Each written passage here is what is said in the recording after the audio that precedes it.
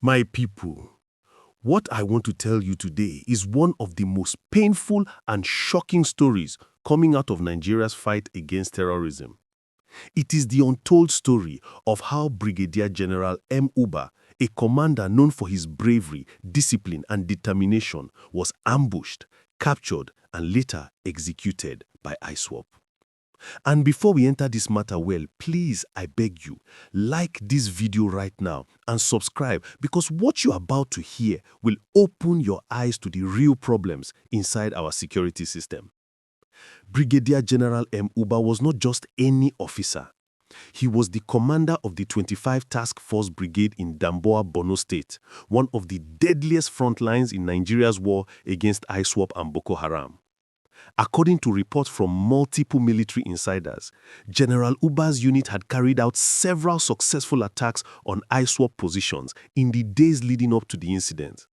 These operations weakened the terrorists, destroyed their camps, and disrupted their supply channels.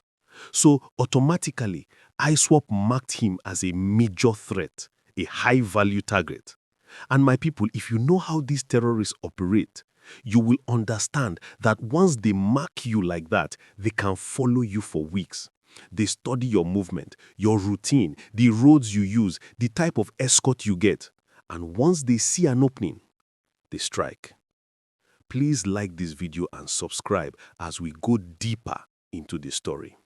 Friday morning came, the Friday before the tragedy. General Uba and his team began a movement along the Damboa-Wajiro road, a road so dangerous that even junior soldiers avoid it when they can. Everyone knows the place is a death trap, thick bushes, abandoned villages, spots where terrorists hide and launch sudden attacks. But as a commander, he chose to move through that road to oversee operations and give morale to his men. The convoy consisted of soldiers, civilian JTF members, and military equipment. Unaware of what lies ahead of them, ISWAP was waiting. According to multiple sources, what happened next was a well-coordinated ambush. ISWAP fighters, riding on more than 70 motorcycles, stormed the convoy from different directions. They came with heavy gunfire, RPGs, explosives, and motorcycles for fast mobility. The attack was sudden, violent, and overwhelming. 4 people in the convoy died immediately. 2 soldiers and 2 civilian JTF members were reportedly captured. General Uba somehow survived the first wave of gunfire. And that was where the second part of this story, the part that breaks the heart, began. General Uba escaped into the bush with a few survivors. They were wounded, scattered, and running for their lives. But the general did something that showed his level of discipline. He kept communicating. He sent WhatsApp messages, voice notes, and videos to a trusted contact, updating them on his position. His messages were calm, clear, and organized. Even in the middle of chaos, he stayed focused. In one of the messages, he said, "I am alive. My battery is low. When the aircraft comes to rescue me, I will raise my cap so they can identify me." Imagine that. Under fire, in the bush, with a bleeding leg. Yet he was still thinking about how to make rescue operations easier. My people, please like this video and subscribe, because this part is very important. Now, here is where the matter becomes suspicious. Within minutes, the general's WhatsApp messages began appearing online, on social media platforms, blogs, and forums. His voice notes, his texts, everything. People started asking, how did military rescue communication leak to the public so fast? Who was taking screenshots? How were terrorists able to track him faster than the rescue team? Was there an informant? Some people blamed the media. But many Nigerians blamed internal sabotage, because how can a senior officer be communicating on WhatsApp during a rescue mission without encryption? How did the terrorists get ahead of the rescue team? How did his exact location end up circulating online? These questions are the same questions many soldiers are now asking. General Uba kept sending updates as he waited for rescue. He sent his coordinates. He kept asking if the aircraft was overhead. He kept saying he would wave his peaked cap once he saw the jet. But the rescue never arrived on time. What happened? Nobody knows. Maybe the coordinates were wrong, communication failed, the aircraft was delayed, or ISWAP tracked him faster than expected. But one thing became clear. ISWAP reached him first. This was the biggest failure of all. A photo later appeared online, verified by multiple platforms. General Uba was shown, sitting on the ground, bleeding from the leg, surrounded by armed ISWAP fighters. He was captured alive. When the photo leaked, Nigerians were shocked. But instead of admitting the obvious, the Nigerian army released the statement claiming no brigade commander was abducted. He returned safely to base. This denial only made things worse. People didn't believe them because the evidence online was too clear.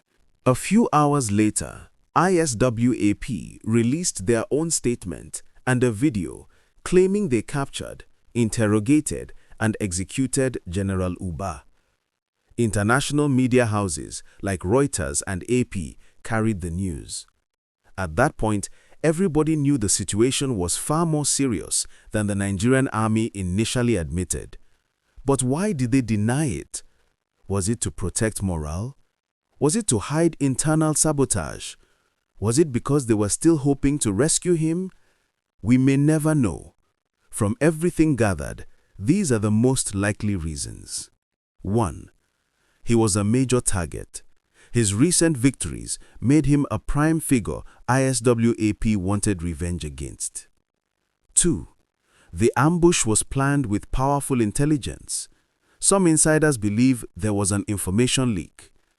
A terrorist shouldn't know the exact route a brigade commander is taking unless someone told them. 3. Rescue arrived too late. He communicated, he sent his location, but the help did not reach him before ISWAP did. 4. Propaganda value. Capturing and executing a brigadier general is a massive propaganda victory for a terrorist group. It sends a message of fear, it embarrasses the military, and it boosts the terrorists' morale. This tragedy has exposed a deeper, darker problem. Many soldiers have been complaining that former terrorists who repented are being recruited into the military, police, navy, air force as special candidates.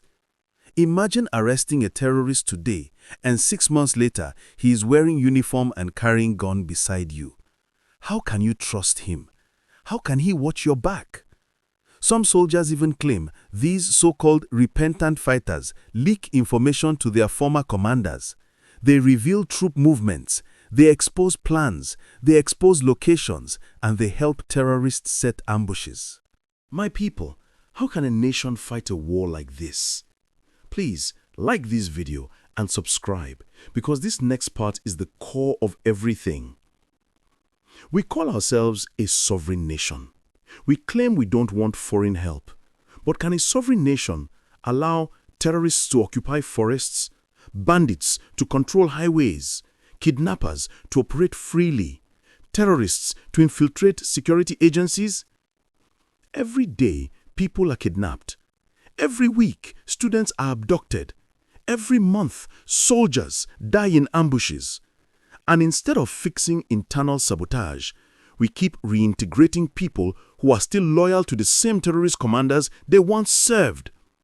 So how do we win a war where the enemy knows our plans before we even execute them? Think about it. General Uba's death is more than just the loss of a brave officer. It is a symbol of a much bigger crisis, a military struggling with internal betrayal, a country where terrorists operate with terrifying ease, a system where communication leaks can cost lives, a leadership structure that denies instead of confronting the truth. My people, until Nigeria addresses these internal problems, sabotage, misinformation, delayed rescue, and the reintegration of unrepentant fighters, tragedies like this will continue to happen. What do you think? Do you believe internal sabotage is the real reason behind General Uba's death? Do you think repentant terrorists should ever be allowed into the military? Drop your comments below. And please, don't forget to like, share, and subscribe to this channel.